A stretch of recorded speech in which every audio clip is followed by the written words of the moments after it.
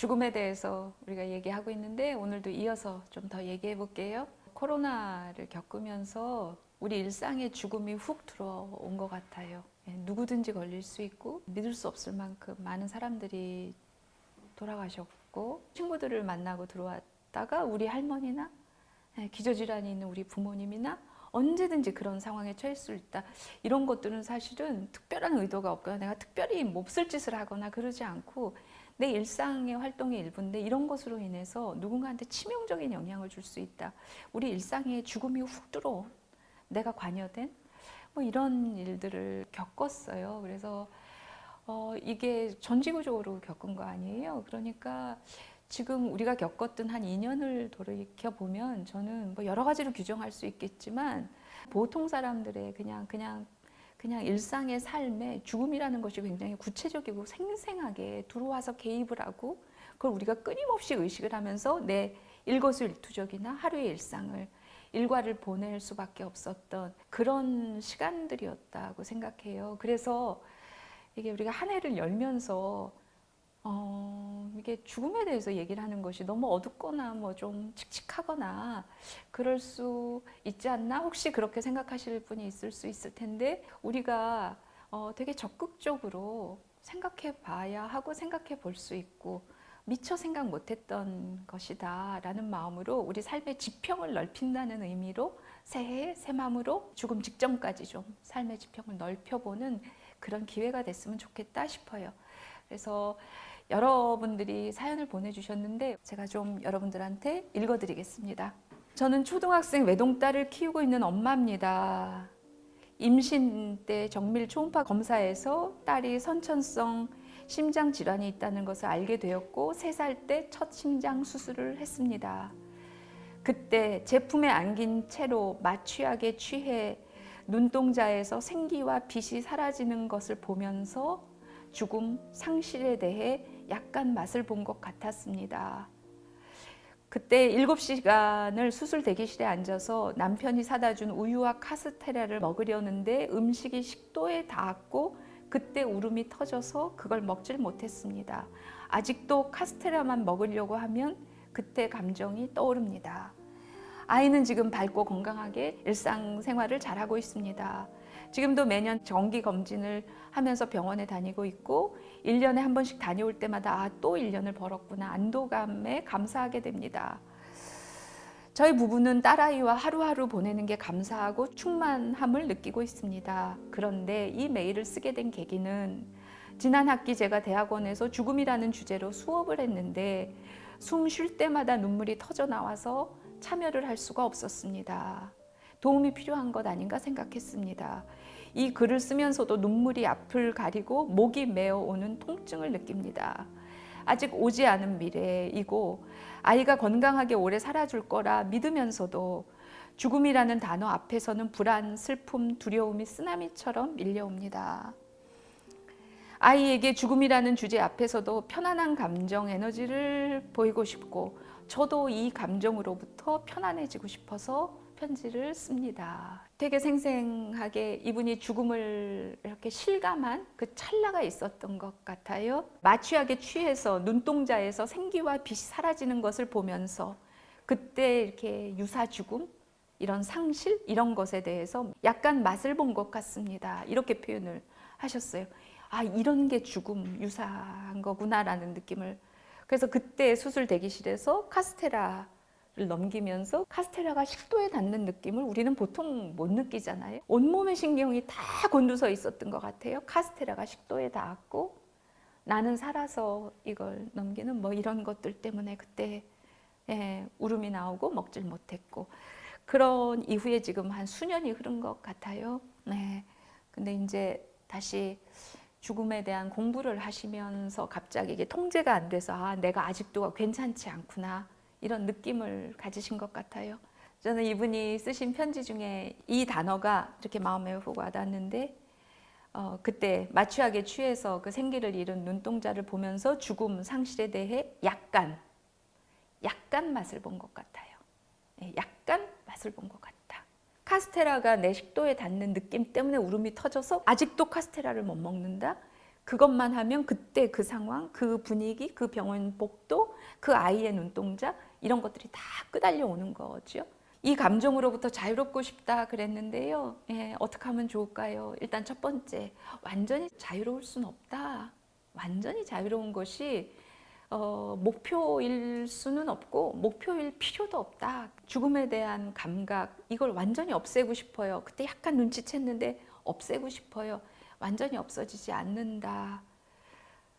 그리고 그게 딸한테 느낀 거였는데 그 느낌이 어떻게 없어지겠어요? 그 죽음을 약간 맛본 것 같다는 게 이런 감각일 거예요.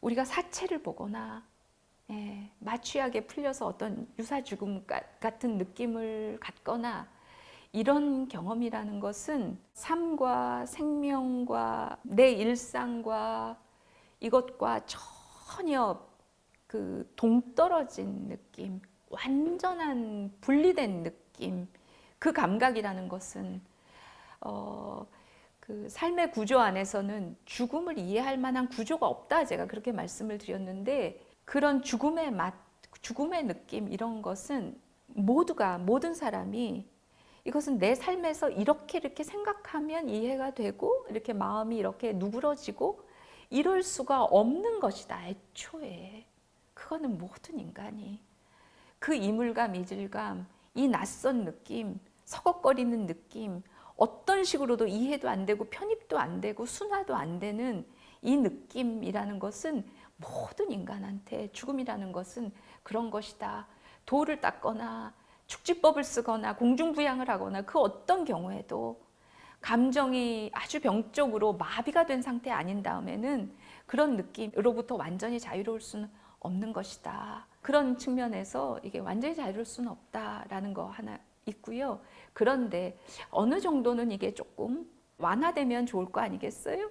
수업을 하다 죽음이라는 단어만 들어도 지금 통제할 수 없이 쓰나미처럼 고통과 슬픔과 이런 것이 오면 이거는 너무 어렵잖아요. 카스테라만 봐도 그 죽음의 공포로 끄들려 가고, 그러면 그거는 어려울 수 있고 힘들 수 있으니까 그것이 조금 줄어드는 정도면 좋겠다. 우리가 여기서 가져야 되는 약간의 어떤 방향성이나 목표가 그 정도면 된다고 저는 느껴요. 그럴 수밖에 없고 그래도 충분하니까.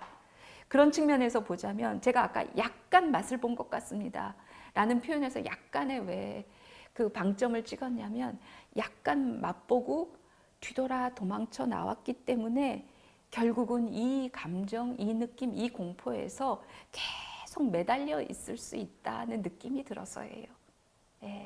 약간 맛보는, 너무 이질적이고 너무 버겁고 서걱거리니까 우리는 다 도망치죠. 그럴 수밖에 없죠. 담을 수 있는 그릇이 없는데 어떻게 들고 오겠어요? 도망치죠. 그래서 더 충분히 발을 담그고 더 끝까지 우리가 할 수 있는 한, 두려워서 못했는데 우리 같이, 지금 같이 한번 끝까지 더 가보자. 그 느낌, 그 공포, 그 두려움에 약간 맛봐서 이것이 공포가 더 증폭이 된 측면이 있다. 더 들어가 보면 오히려 그렇지 않다, 않을 수 있다 라고 말씀을 드리고 싶어요. 어떤 심리학자가 이런 실험을 한 적이 있어요. 그 두 그룹을 나눠서 실험을 했대요. 한 그룹은 영화를 보여주고 클라이막스에 막 올라가는데 영화를 딱 상영을 중지시킨 거예요. 그래서 결말을 모른 채 이제 끝났어요. 이 그룹은. 두 번째 그룹은 클라이막스를 지나서 결말이 어떻게 되는 데까지 끝까지 다 보여줬어요. 이 두 그룹을 1년 후에 다시 이렇게 불러와서 그때 우리가 봤던 영화에 대해서 이렇게 다시 이렇게 기억을 떠올리게 한 거예요. 중간에 클라이막스 직전에 이렇게 끝냈던 그 사람들은 이 영화에 대해서 굉장히 생생하게 기억을 하고 있어요. 근데 이게 결말까지 다 갔던 그룹은 그때 봤던 영화가 어떤 거고 어떤 스토리였고 무슨 내용 뭐 이런 거를 기억을 잘 못한다는 거예요. 이게 되게 재미난 결과예요.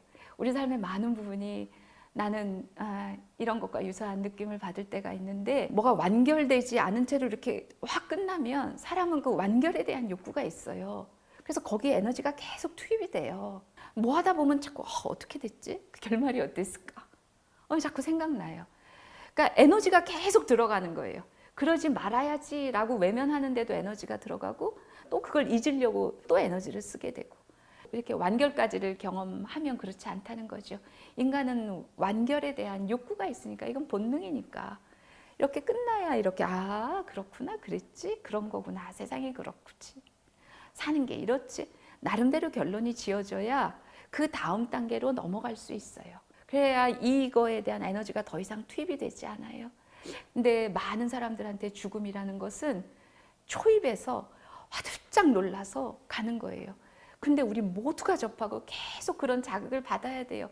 조부모가 돌아가시고 뜻밖의 누가 뭐 사고를 당하고 이런 일들을 자꾸 접해요. 그러다 보면 자꾸 약간 맛보고 그러다 보면 자꾸 도망치고 이것의 연속일 수 있다. 그래서 아까 약간 맛을 본 것 같은데 계속 사실은 맴돌고 있는 거다. 그러니까 그 기억이 일상이 전체적으로 지배를 받고 있을 거다. 약간 맛봤기 때문에 그럴 수 있다. 더 가보자 그런 생각이 드는 거예요. 이분이 앞에 있으면 더 물어보고 싶을 것 같아요. 그때 초음파에서 심장 질환이 있다는 걸 알고 어떤 심정이었어요? 어떤 상상을 했어요? 어떤 공포가 있었어요? 어떤 두려움이 있었어요? 그때 어떻게 견뎠어요? 어떤 불안에 시달렸고 어떤 죄책감을 느꼈고 그것을 어떻게 처리했고 이런 얘기들을 하나하나 물어보고 싶어요. 끝도 없이 얘기를 해보고 싶어요. 그 불안, 그 공포, 그 두려움, 그 죄책감에 대해서 내 감정의 중간에 클라이맥스에서 영화를 스톱시키지 말고 더 상상하고 더 얘기하고 그렇게 같이 해보고 싶어요. 옆에서 누가 그럴 때 지켜줘야 돼요. 그리고 그런 얘기들을 누가 물어봐 줄 사람이 있어야 돼요. 물어봐 주려면 그 죽음이나 그 두려움이나 그 공포에 대해서 압도되지 않고 편안하게 묻고 듣고 얘기할 수 있는 사람이 있어야 되는데 우리 주변에 죽음에 대해서 편안하게 끝까지 얘기할 수 있는 사람이라는 건 정말 어렵잖아요. 그게 우리가 죽음에 대해서 조금이라도 자유로워지기 위해서는 해야 되는 과정이기도 해요. 약간 맛봤다는 표현에 약간이라는 말이 마음에 와서 훅 걸렸어요. 약간 맛봐서 무서운 거다. 더 얘기를 할 수 있으면 좋겠다. 그래서 많은 분들이 죽음과 관련해서 이런 두려움이나 공포나 상상이 자꾸 연상이 되는 것에 대한 편지를 많이 보내주셨어요. 아, 이런 분들이 같이 모여서 서로 물어봐 주면 좋겠다. 그런 마음이 들 만큼 더 가봐야 된다. 들으면서 혹시 자꾸 괴로우세요? 들으면서? 저는 선생님이 얘기하신 그 약간이란 부분이 사실은 약간이 아니고 약간이라고 했는데 다 봐버린 것 네, 같은 느낌. 그렇다고 그래, 느꼈어요. 그렇지. 어머니도 어쩌면 약간이라고 믿고 싶으셨을 것 아, 같지만 그래. 사실은 여기서부터 여기까지 다 느끼셨을 것 같아요.